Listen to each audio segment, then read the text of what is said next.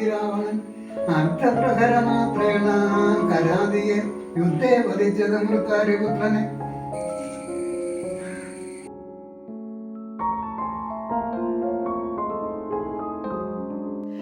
Hi hello നമസ്കാരം. ഇന്ന് ചിങ്ങം 1. എല്ലാവർക്കും ഐശ്വര്യത്തിൻ്റെയും സമൃദ്ധിയുടെയും പുതുവത്സരാശംസകൾ. ഈ ഓണക്കാലം ഏറ്റവും മനോഹരമായിരിക്കട്ടെ എല്ലാവർക്കും. സമൃദ്ധിയുടെ കാലമാണല്ലോ നമ്മുടെ ഓണക്കാലം. അപ്പോൾ എല്ലാ വീടുകളിലും ആ സമൃദ്ധി എല്ലാ വർഷവും നിലനിൽക്കട്ടെ എന്ന് ആശംസിക്കുന്നു. ആയുരാരോഗ്യ സൗഖ്യത്തോടെ എല്ലാവർക്കും നമ്മുടെ നാട്ടിൽ സമാധാനത്തോടെയും സന്തോഷത്തോടെയും ജീവിക്കാൻ സാധിക്കട്ടെ. അപ്പോൾ ഇന്നത്തെ വ്ളോഗിലേക്ക് എല്ലാവർക്കും സ്വാഗതം. ഞങ്ങൾ നാട്ടിലേക്ക് എത്തിയിട്ടുണ്ട്. ഓണമായിട്ട് നമ്മൾ ചെന്നൈയിൽ നിന്ന് എന്തായാലും നാട്ടിലേക്ക് വരാൻ ശ്രമിക്കാറുണ്ട്. നമ്മുടെ അച്ഛനമ്മമാരുടെ കൂടെ ഓണം ആഘോഷിക്കാനായിട്ടുള്ളൊരു കൊതി കൊണ്ടാണ് അങ്ങനെ ഓടി വരുന്നത്. അപ്പോൾ നമ്മൾ ചില വർഷങ്ങളിൽ മാത്രമാണ് എന്തെങ്കിലും കാരണവശാൽ ജോലി സംബന്ധമായിട്ട് വരാൻ പറ്റിയില്ലെങ്കിൽ മാത്രമാണ് നമ്മൾ സ്കിപ്പ് ചെയ്യാറുള്ളത്. അപ്പോൾ ഇത്തവണത്തെ നാട്ടിലേക്കുള്ള യാത്രയാണ്. കുതിരാൻ കാണുമ്പോൾ തന്നെ നമുക്കൊരു സന്തോഷമാണ്. മിക്കവാറും ഞങ്ങൾ ട്രെയിനിലാണ് കേട്ടോ വരാറ്. പക്ഷേ ഇത്തവണ കാറിനാണ് വന്നത്. മുന്നാടി നമുക്ക് ബുക്ക് ചെയ്യാൻ പറ്റിയില്ല. അപ്പോൾ അതിൻ്റെ ഒരു ഇത് തിരക്കുണ്ടാവുമല്ലോ ഓണക്കാലത്തിൻ്റെ. അപ്പോൾ ഞങ്ങൾ കാറിൽ തന്നെ വരാമെന്ന് വിചാരിച്ചു. അങ്ങനെ ഞങ്ങൾ വീട്ടിലെത്തി. വീട്ടിലെ മുറ്റത്തുള്ള നമ്മുടെ ഓണപ്പൂക്കളൊക്കെ ഉണ്ട് കേട്ടോ. ഇത് കാക്കപ്പൂ. ഇത് ശരിക്കുള്ള കാക്കപ്പൂ അല്ലാന്ന് തോന്നുന്നു. ഇങ്ങനെ ചട്ടിയിൽ വളർത്തുന്ന ഒരു കാക്കപ്പൂവാണത്. കാക്കപ്പൂ ഇങ്ങനെയാണല്ലോ ഇരിക്കുന്നത്. പിന്നെ നമ്മുടെ മന്ദാരം, ചെത്തി, ഇതൊക്കെ കാണുമ്പോൾ തന്നെ നമുക്കൊരു സന്തോഷമാണ്. നമ്മുടെ നാടിൻ്റെ മണമുള്ള പൂക്കൾ, ചെടികൾ ഒക്കെ കാണുന്നത് ഒരു സന്തോഷമാണ്. നാട്ടിൽ വന്നു കഴിഞ്ഞാൽ മുറ്റത്തുള്ള പൂക്കളും ചെടികളും ഒക്കെ നോക്കി ആദ്യത്തെ 2 ദിവസം അതൊക്കെ ഒന്ന് കണ്ടു നടക്കുക എന്നുള്ളത് എൻ്റെ ഒരു ഹോബിയാണ്. അപ്പോൾ ഇന്നൊരു കുഞ്ഞ് ചിത്രശലഭവും കൂടി ഉണ്ട്. മിക്കവാറും ഇവിടെ ഉണ്ടാവും ചിത്രശലഭങ്ങളൊക്കെ. ഈ വെള്ള കളറിലെ മഞ്ഞ കളറിലൊക്കെ ചിത്രശലഭങ്ങൾ ഇവിടെ ഉണ്ടാവാറുണ്ട്.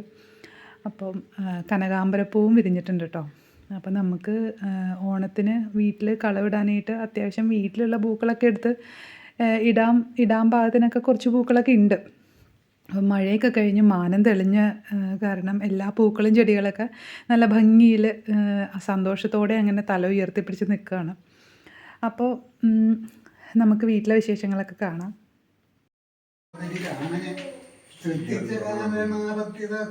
വർദ്ധിച്ചു വന്നത് മറ്റില്ല കാരണം.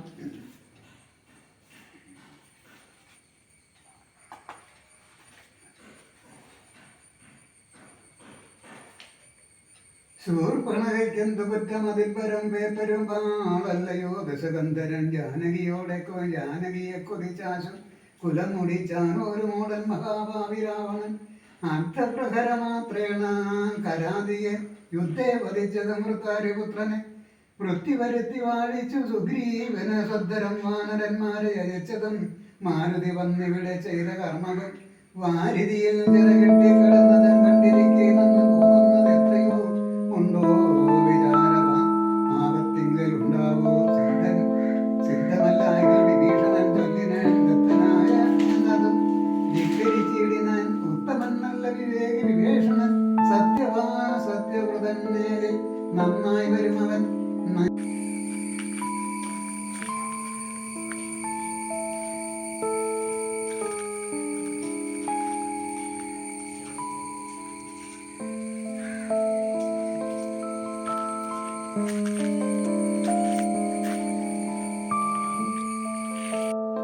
ഞങ്ങൾ ശനിയാഴ്ചയാണ് വന്നത്. അപ്പോൾ കർക്കിടക മാസത്തിൻ്റെ അവസാനത്തെ ദിവസമായിരുന്നല്ലോ സൺഡേ.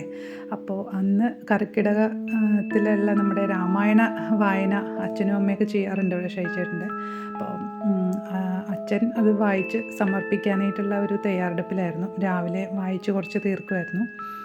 പിന്നെ അമ്മ വൈകുന്നേരം അങ്ങനെ സമർപ്പിച്ചു. അമ്പലത്തിലൊക്കെ വായിക്കാൻ വേണ്ടിയിട്ട് പോയേക്കുവാണ്.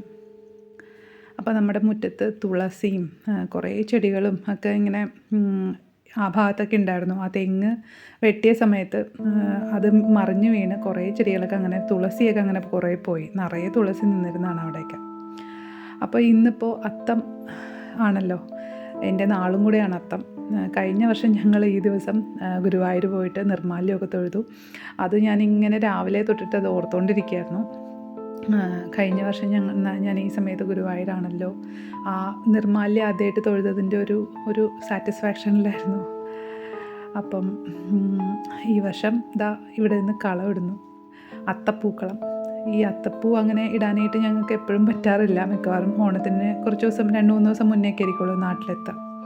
അപ്പോൾ ഇന്നിപ്പോൾ അത്തപ്പൂ ഇടാനായിട്ടാണ് നമുക്ക് ഭാഗ്യം കിട്ടിയത്. അച്ഛൻ ഇന്നലെ തന്നെ ഈ തുമ്പക്കുടമൊക്കെ എടുത്തു വെച്ചിട്ടുണ്ടായിരുന്നു. നമ്മുടെ മുറ്റത്തൊന്നും തുമ്പയില്ല. അപ്പോൾ അച്ഛൻ നമ്മുടെ പറമ്പിൽ എവിടെ ഉണ്ടായിരുന്നത് എടുത്തു വെച്ചിട്ടുണ്ടായിരുന്നു. അതുകൊണ്ട് ഈസി ആയിട്ട് എനിക്ക് ഇടാൻ പറ്റി. അപ്പോൾ എല്ലാ ദിവസവും ഇതുപോലെ കളമൊക്കെ ഇട്ട് പൂക്കളമൊക്കെ ഇട്ട് നല്ല ഭംഗിയാക്കണം. നമ്മുടെ വീട്ടിലെ ചെടികൾ ഈ പൂക്കളൊക്കെ പൊട്ടിച്ചിടുന്നതാണ് എനിക്ക് കൂടുതലിഷ്ടം. പിന്നെ തിരുവോണത്തിൻ്റെ അന്നൊക്കെയാണ് ഇത്തിരി പൂവെന്നെങ്കിലും പണ്ട് മുതലേ വാങ്ങിക്കണമെങ്കിലും വാങ്ങിക്കുള്ളൂ. അല്ലാതെ നമ്മുടെ വീട്ടിലെ ഇലകളും പൂക്കളും ഒക്കെ ഇട്ട് കളമിടുന്നതാണ് എനിക്ക് ഏറ്റവും ഇഷ്ടം. അതിനൊരു പ്രത്യേക ഭംഗിയുണ്ട്, അതിനൊരു പ്രത്യേക ശാലീനതയുണ്ട്.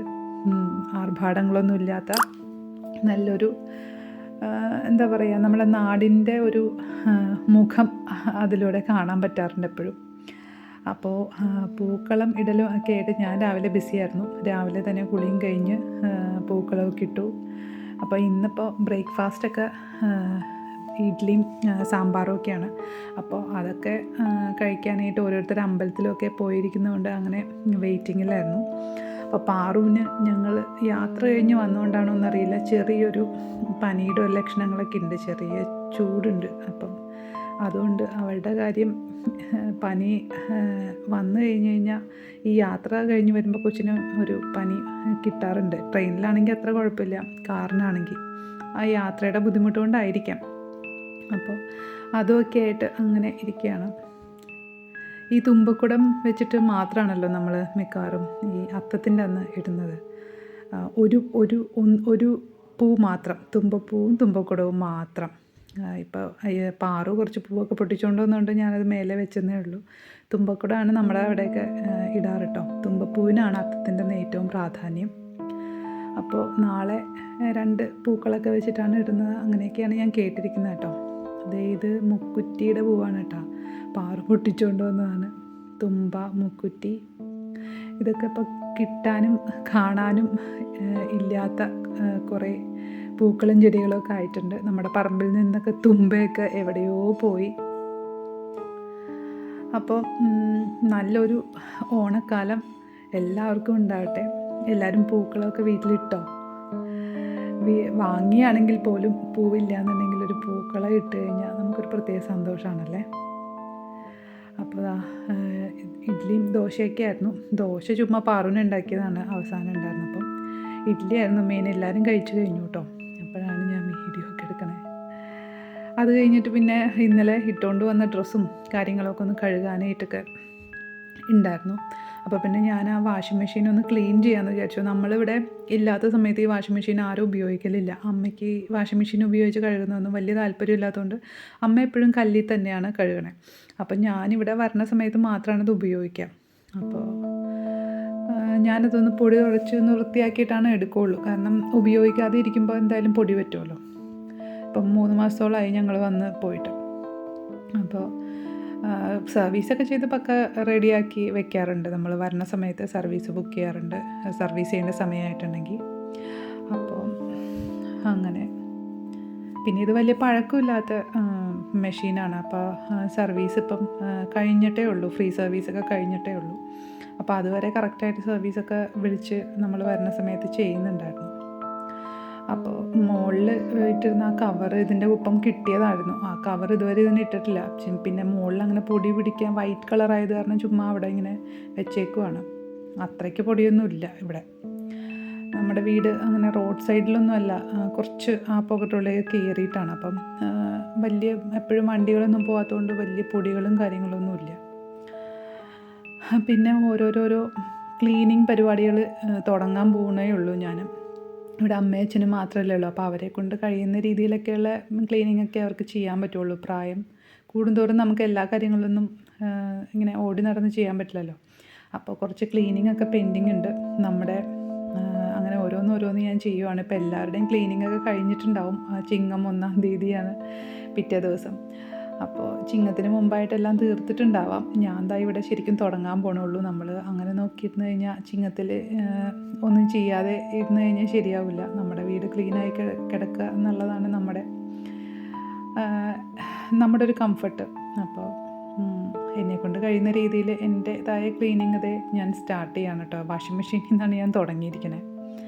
അപ്പം അങ്ങനെ ഭീകരമായ പൊടിയൊന്നുമില്ല, ഉപയോഗിക്കാതെ ഇരിക്കുന്നതുകൊണ്ട് കുറച്ച് പൊടികളുണ്ട്. അപ്പോൾ അതൊക്കെ പുറമൊക്കെ ഒന്ന് തുടച്ചാൽ മതി. ഉള്ളൊക്കെ നല്ല ക്ലീനാണ്. ഞാനെപ്പോഴും വാഷിംഗ് കഴിഞ്ഞ് കഴിഞ്ഞാൽ ഡോർ ഓപ്പൺ ചെയ്തിട്ട് ഒന്ന് ഡ്രൈ ആയതിന് ശേഷം മാത്രമാണ് അത് ക്ലോസ് ചെയ്യുള്ളൂ. അതെപ്പോഴും നമ്മൾ ശ്രദ്ധിച്ചാൽ ഈ ഡ്രമ്മൊന്നും തുരുമ്പ് പിടിക്കാതെയും അങ്ങനെ ഒരു ഇതൊന്നും വരാതെ, സ്മെല്ലോ അങ്ങനെയൊന്നും വരാതെയൊക്കെ ഒരു പരിധി വരെ ക്ലീൻ ചെയ്യാം. പിന്നെ ഇപ്പം ഞാൻ തുറന്ന് കാണിച്ച ആ ഭാഗവും എപ്പോഴും ക്ലീനായിട്ട് സൂക്ഷിച്ചാൽ മതി. അവിടെ ഒന്ന് തുടച്ച് വൃത്തിയാക്കി. അപ്പോൾ നമ്മുടെ 6.5 kg മെഷീനാണ്. അപ്പോൾ ഒരുപാട് അങ്ങനെ കുത്തി നിറച്ചൊന്നും ഇടാൻ പറ്റില്ല. ഞാനെപ്പോഴും എക്സ്പ്രസ് വാഷാണ് ചെയ്യാറുള്ളത്. നമുക്ക് കൂടുതലും വീട്ടിൽ ചുമ്മാ ഇട്ട ഡ്രസ്സൊക്കെ ആയിരിക്കുമല്ലോ. വലിയ ഇച്ചിരി വിയർപ്പൊക്കെ ഉണ്ടെന്നുണ്ടെങ്കിലേ ഉള്ളൂ, വലിയ അഴുക്കൊന്നും ഉണ്ടാവില്ല. അപ്പം ഞാൻ ഇന്നിപ്പോൾ കഴുകാനുള്ള തുണികളും കാര്യങ്ങളും ഒക്കെ ഇടാറുണ്ട്.